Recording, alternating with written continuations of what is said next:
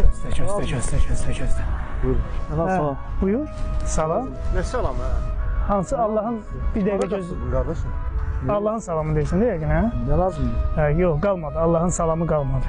Buyurun, nə lazım? İndi əmanəti qaytar. Kaç toku ver? Nə verəcəkdim də sənə? Verməyə gəlirdim də qaça-qaça. Bəli. Mən prosta bu yana gedirdim axı. Sən niyə bu yana gedirdin? Bax, gör sizdən pul götürmüşəm mı? Gözlə. Tutun bunu. Onda sunkava niyə qoyubsan? Sunkama qoydum, əlimdə aparacaq. Gözlə.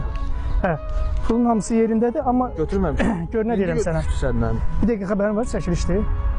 Bir dəqiqə 100 mindən insan sən. Mənə baxır. Oğluma atışı qardaşım.